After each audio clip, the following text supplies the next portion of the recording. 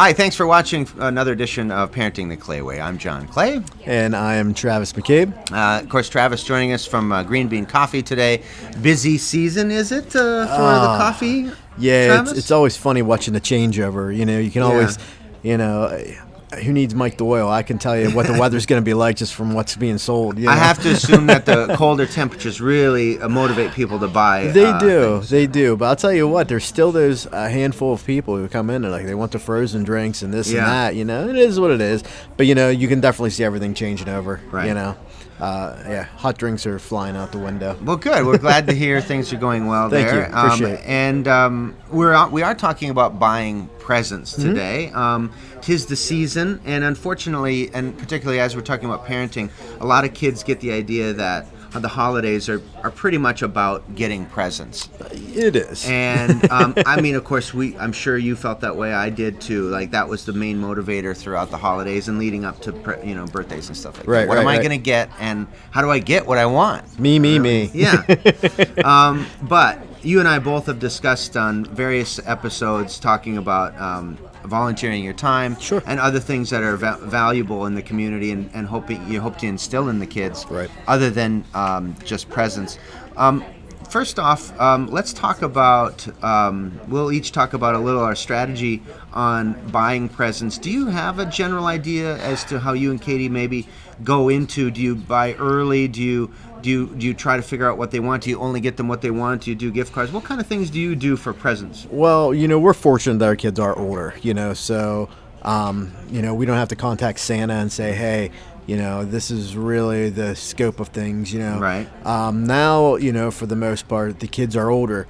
So, they really don't know what they want, because they're at that point in their lives where they're working now. If they want something, they buy it, so we're kind of blessed in that aspect. So this year when we contacted Santa, we are getting them each one big gift, just one. And this year we were actually going to go to Disney this year. So that's not obviously a typical norm for a Christmas. Right. Last year though, we still kind of did the one big gift, but then broke down for the necessities and small little wants. They each got, I think it was last year, we each got them each a laptop. And then it was clothes because, once again, whenever you're younger, I remember when I was younger, give me all the video games. I don't care about clothes. I don't care about socks. I don't care. It's kind of flipped now. The order they've got, now they're worried about what they look like. Braden, I couldn't even count how many hoodies that kid has, and he's all about the hoodies. It doesn't matter. Whatever hoodie, we were shopping this weekend. He's like, oh, I don't have that one. It's like, it could be the same design, but a different color, it didn't matter. But it's kind of transferred over. They're about to close now. I'm about to ask them, not so much on the I don't want to say tangible things, but, the games or anything like that, as much as they would like them, but they're more focused on that type of aspect. So it's kind of nice now they're actually focusing on their needs and not so much less of the wants, really. And I think that's just something as we had as they get older. But on the other end of the spectrum, they still have their wants. But it's more or less, what's the phone? If they have an outdated phone, what phone am I getting? Or can I get gift cards like you said for a specific store or for Apple Play or whatever? Those are more or less the wants that they want. And, we write the letter to Santa and be like, hey, Santa, this is what's going on. Yeah.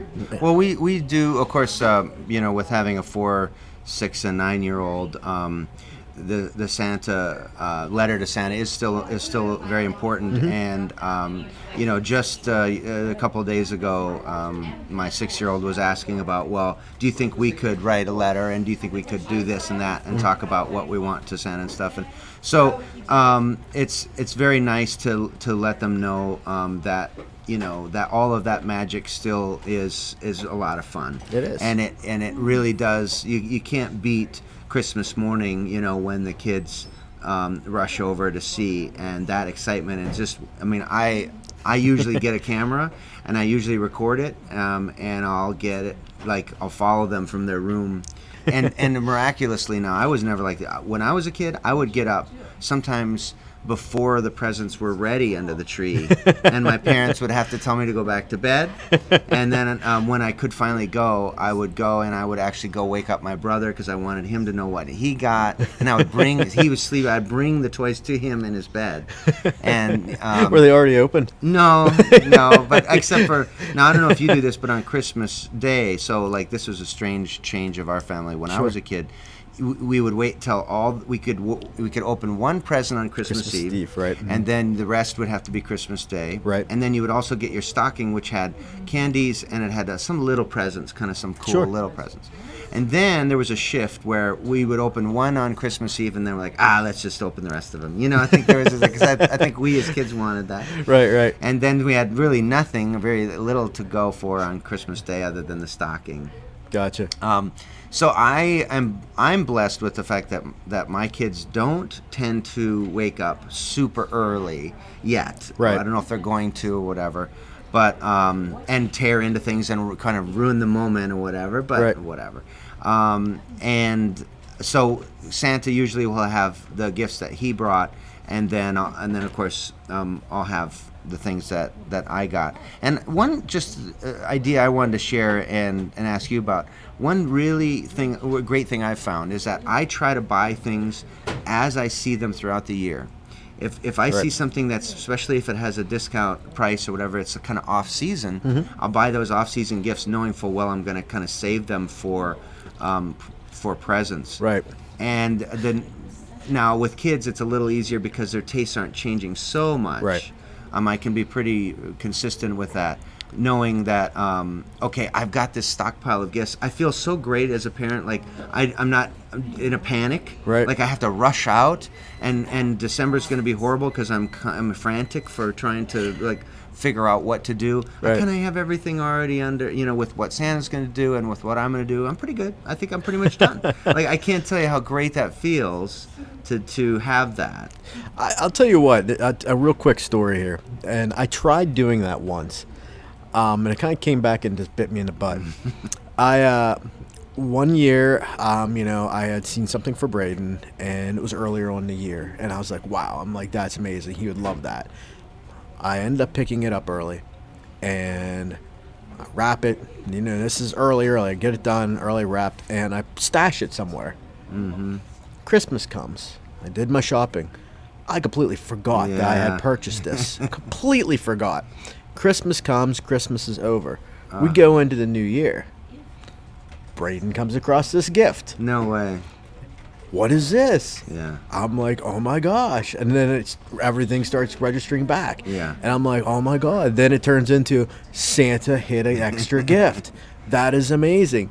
So then after that, for 3 years following, I had to continuously take one specific gift and hide it in the house. And that following year when Christmas came, wonder if Santa had another gift. I don't know. You got to go look. Yeah. But it was one of those things. It kind of turned into a small tradition from a mess up.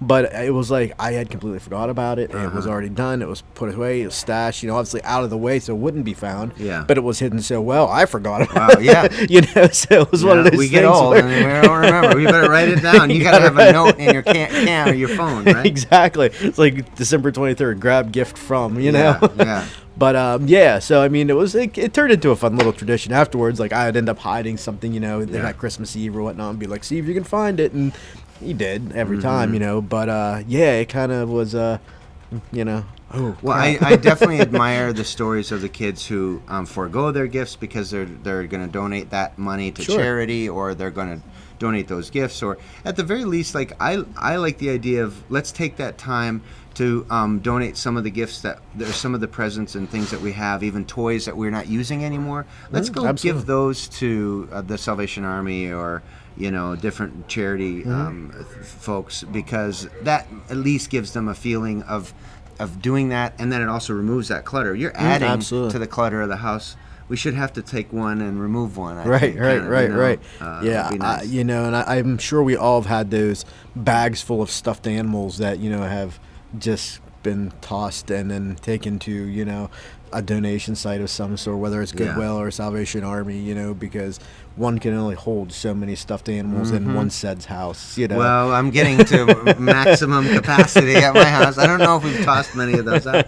They have a big box that they live in, in a closet, and which is fine. But that sounds great. I think at least hopefully we shared a few ideas with you about gift giving, and we certainly encourage you to donate to the Salvation Army and such during this holiday time. Absolutely. And, it's good. It's good. We're definitely fortunate people. I agree. Let's enjoy that. Until next time, we thank you for watching. I'm John Clay. I'm Travis McCabe. And we'll see you next time on Parenting the Clay Way. See ya.